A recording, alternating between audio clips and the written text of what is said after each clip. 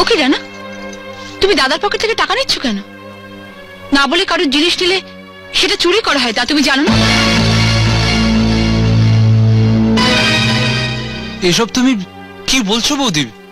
তুমি এবারে নিয়ম কানুন জানো না তাই কথা বলছো। এ বাড়িতে দাদাদের কাছে কিছু চাইলে দাদারা বকবে। যখন যেটা প্রয়োজন সেটা না চেয়ে নিয়ে নিতে পারে দাদারা। সত্যিই আমি এবাড়ির অনেক নিয়মই জানি না, কারণ আমি এবাড়িতে নতুন এসেছি। তোমার দাদারা তোমাকে বিশ্বাস করতে পারলেও আমি এত তাড়াতাড়ি পারবো না। এখন তুমিই বলো, আমি যদি দেখি তুমি না বলে দাদার পকেট থেকে টাকা নিচ্ছ, তাহলে আমি তোমায় কি বলবো? সাধু না চোর? সাধু সাধু না চোর? চোর সাধু সাধু না চোর? চোর। সরি, আমারই ভুল হয়েছে। আসলে কলেজে পরীক্ষার ফিসের জন্য 600 টাকার দরকার ছিল, তো তাই। সেটা আমার জানার দরকার নেই। তোমাকে টাকা দেওয়ার টাকা নিশ্চয়ই আমরা নিয়ে রাখিনি। যাও ওখান থেকে, যাও। আর শোনো, ভবিষ্যতে আমাকে না বলে এ ঘরে আর কোনোদিনও ঢুকবে না, মনে থাকে যেন।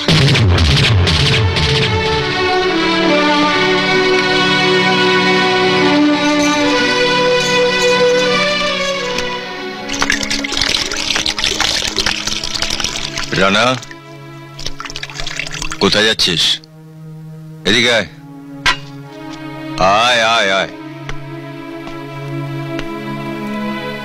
কিরে, চলে যাচ্ছিস যে? পরীক্ষার টাকা, হাত খরচার টাকা নিবি না? মেজো বৌদি দিয়েছি। তা তোকে মেজো বৌদি কত টাকা দিয়েছে?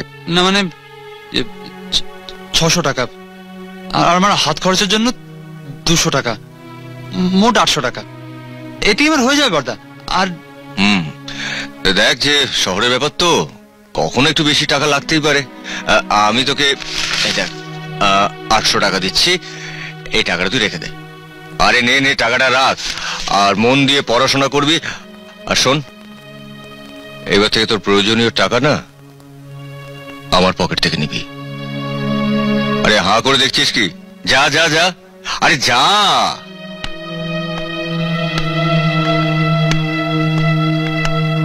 জানো, আজ রানা প্রথম আমার সামনে দাঁড়িয়ে মিথ্যে কথা বলল। তবে এতে আমি কিছু মনে করিনি, কারণ মিথ্যে বলে শুধু মেজ বৌদিকে বাঁচালো না, ও বাঁচালো ওর বুকের ভেতরে জমে থাকা আমাদের প্রতি ভক্তি, শ্রদ্ধা, আমাদের প্রতি ভালোবাসা।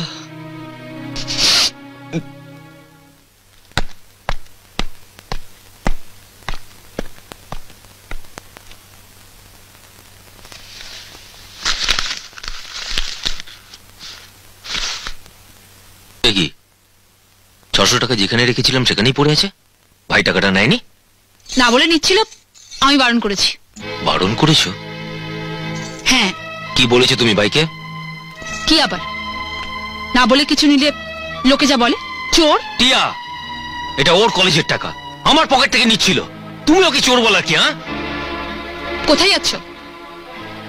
একটু আগে যে ছোট্ট চারা গাছটায় তুমি বিষ ঢেলেছ, এখন দেখি সেই বিষ মাটির থেকে সেটাকে তুলে অন্য কোথাও পুঁতে সেটাকে বাঁচাতে পারি কিনা।